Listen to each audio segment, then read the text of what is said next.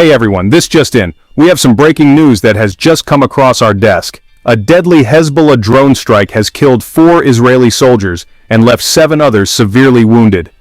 This attack marks a significant escalation in the ongoing conflict between Hezbollah and Israel. This is the deadliest attack by the militant group since Israel launched its ground invasion of Lebanon nearly 2 weeks ago. The conflict has been intensifying, with both sides suffering casualties and the situation becoming increasingly dire. The attack happened near the city of Binyamina in central Israel. This area has seen sporadic violence, but nothing on this scale in recent times. Hezbollah, the Lebanon-based militant group, claims this was retaliation for Israeli strikes on Beirut last Thursday that killed 22 people. The group has vowed to continue its resistance against what it calls Israeli aggression. They specifically targeted Israel's elite Golani Brigade during this brazen assault. The Golani Brigade is known for its rigorous training and has been at the forefront of many of Israel's military operations. Hezbollah didn't just send a few drones, they launched dozens of missiles to occupy Israeli air defense systems, allowing the drones to strike effectively. This coordinated attack shows a high level of planning and sophistication. Israeli National Rescue Services reported that, in total, 61 people were wounded in this attack. The injured include both military personnel and civilians who were caught in the crossfire. Given Israel's advanced air defense systems, it's rare to see such a high number of casualties from drones or missiles. The Iron Dome system is usually highly effective at intercepting incoming threats. Now let's rewind a bit to understand the broader context of this conflict. This escalation didn't come out of nowhere. The roots of this conflict run deep, with both sides having a long history of animosity and violence. Hezbollah and Israel have been trading fire almost daily since the war in Gaza began over a year ago.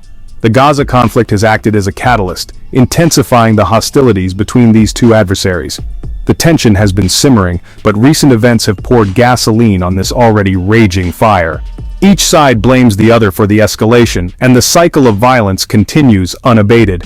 Earlier this month, Israel launched a ground operation in Lebanon. This move was aimed at dismantling Hezbollah's infrastructure and reducing its ability to launch attacks on Israeli soil. The goal? To weaken Hezbollah and push the militant group away from the border. However, this has proven to be a challenging task, as Hezbollah has shown resilience and the ability to strike back. Thousands of displaced Israelis are waiting to return to their homes, but these recent attacks make that prospect seem even more distant. The humanitarian crisis is worsening, with many families caught in the crossfire. In Gaza, the Israeli military has also been active. The region has seen numerous airstrikes and ground operations aimed at neutralizing militant threats. An Israeli strike there left 20 people dead. The civilian toll is mounting, and the international community is increasingly concerned about the humanitarian impact. The situation is incredibly volatile, and every action seems to provoke an even more violent reaction. The cycle of retaliation shows no signs of abating, and the prospects for peace appear bleak. This tragic cycle of violence raises questions about what comes next. Will the international community step in to mediate, or will the conflict continue to spiral out of control? Will there be more retaliation? The likelihood of further attacks seems high given the current state of affairs. Can there be a path to peace amidst this escalating conflict?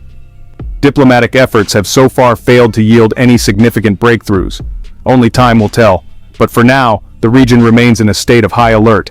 Thanks for tuning in. We'll continue to monitor the situation closely and bring you updates as they come in. If you want to stay updated on this developing story and other breaking news, hit that subscribe button. Your support helps us bring you the latest and most accurate information. Stay safe, and I'll see you in the next video. Until then, take care and stay informed.